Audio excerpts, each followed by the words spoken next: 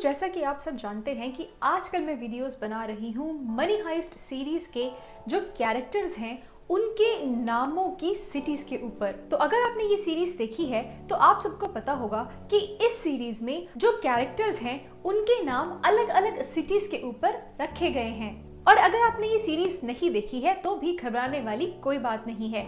ऐसा नहीं है कि अगर आपने ये सीरीज नहीं देखी है तो आपको मेरे वीडियोस समझ नहीं आएंगे, ऐसा कुछ भी नहीं है। मेरे इन वीडियोस में मैं आप सबको अलग अलग सिटीज और कंट्रीज के बारे में ढेर सारी जनरल इंफॉर्मेशन और फन फैक्ट्स बताती हूँ। तो आज के इस वीडियो में भी मैं आप सबको मनी हाइस्ट सीरीज के एक बहुत ही जबरदस्त कैरेक्टर के बारे में, जिसको हम जानते हैं स्टॉकहोम के नाम से, ढेर सारी इंफॉर्मेशन देने वाली हूँ। इससे पहले भी मैंने मनी हाइस्ट सीरीज के कई सारे फेमस कैरेक्टर्स के ऊपर ढेर सारे वीडियोस बनाए हुए हैं, जैसे कि Tokyo, Nairobi, Berlin, Denver, Rio, Helsinki and Lisbon.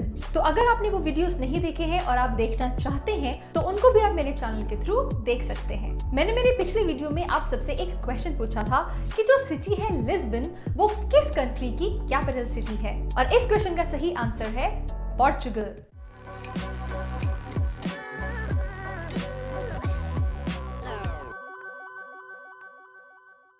Hi guys, welcome to my channel speak atlas. मैं हूं अनुप्रिया। तो आज की वीडियो में हम जानने वाले हैं स्वीडन कंट्री की जो कैपिटल सिटी है और वहां की मोस्ट पॉपुलेटेड सिटी भी है, जिसको हम स्टॉकहोम के नाम से जानते हैं, उसके बारे में। स्टॉकहोम जो सिटी है वो स्वीडन की सिर्फ कैपिटल सिटी ही नहीं बल्कि वहां की मोस्ट पॉपुलेटेड सिटी भी है, जिसकी टोटल मेट्रोपॉलिटन पॉपुलेशन लगभग 2.4 मिलियन है। ये जो सिटी है ये लगभग 14 आइलैंड्स से मिलकर बनी है और ये स्वीडन कंट्री की cultural, media, political and economic centre भी है और इस सिटी को अल्फा ग्लोबल सिटीज की लिस्ट में भी काफी हाई रैंक किया जाता है। स्टॉकहोम जो सिटी है वो यूरोप की कई सारी टॉप रैंकिंग यूनिवर्सिटीज के लिए भी बहुत फेमस है, जैसे कि Stockholm school of economics, Karolinska institute, KTH royal institute of technology and Stockholm university. 1950 में बनी स्टॉकहोम मेट्रो अपनी खूबसूरती, अपने डेकोरेशंस के लिए इतनी ज्यादा फेमस है कि इसके जो मेट्रो स्टेशंस होते हैं उनको चलती फिरती आर्ट गैलरी कहा जाता है और इसीलिए इसको नाम दिया गया है the longest art gallery in the world. क्योंकि ये सिटी स्वीडन कंट्री का हिस्सा है तो यहाँ पे जो लैंग्वेज बोली जाती है वो होती है स्वीडिश। इस कंट्री की टोटल पॉपुलेशन में लगभग 68% लोग जो हैं वो क्रिश्चियनिटी रिलीजन को फॉलो करते हैं। इस सिटी का टोटल एरिया लगभग 6519 किलोमीटर स्क्वायर है और कहते हैं कि यहाँ की टोटल पॉपुलेशन में 90% से भी ज्यादा लोग लिटरेट हैं। वैसे तो स्वीडन जो कंट्री है वो यूरोपियन यूनियन का ही एक हिस्सा है, लेकिन ये कंट्री फिर भी यूरोपियन यूनियन की जो करेंसी है यूरोज, उसको फॉलो नहीं करती है। ये जो कंट्री है ये खुद की ही अपनी एक करेंसी फॉलो करती है जिसको कहते हैं Swedish krona. And as of December 2021 one Swedish krona लगभग 8.27 इंडियन रुपीस के बराबर है।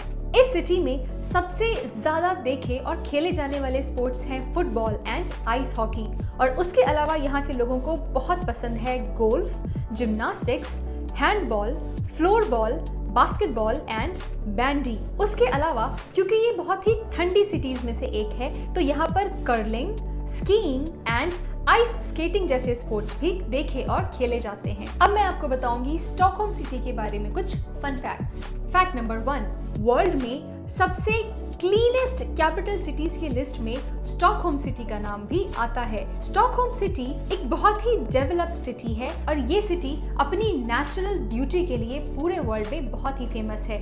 इसीलिए हर साल यहाँ पे कई सारे टूरिस्ट इस सिटी को घूमने आते हैं। इसके बावजूद भी इस सिटी की गवर्नमेंट इस सिटी को बहुत ही नीट और क्लीन रखती है। क्लीनेस्ट सिटी होने के साथ साथ ये सिटी सेफ्टी और क्वालिटी ऑफ लाइफ जैसे पैरामीटर्स में भी काफी हाई रैंक की जाती है। फैक्ट नंबर 2, अगर आप सबने आलिया भट्ट की हाईवे मूवी देखी है तो स्टॉकहोम सिंड्रोम के बारे में तो आप सबको पता ही होगा। कुछ ऐसा ही सिंड्रोम मनी हाइस्ट सीरीज में जो ये स्टॉकहोम कैरेक्टर है उसको भी हो जाता है। कहते हैं स्टॉकहोम सिंड्रोम्स के होने से ये जो हॉस्टेजेस होते हैं उन्हें अपने किडनैपर्स से एक लगाव और एक अपनापन सा हो जाता है। 1973 में स्टॉकहोम सिटी में एक बैंक रॉबरी के वक्त कुछ हॉस्टेजेस में ये सिंड्रोम देखा गया और तब से इस सिंड्रोम को नाम दिया गया स्टॉकहोम सिंड्रोम। फैक्ट नंबर 3, हर साल स्टॉकहोम सिटी होस्ट करती है एनुअल नोबेल प्राइज सेरेमनीज, और ये जो सेरेमनीज होती हैं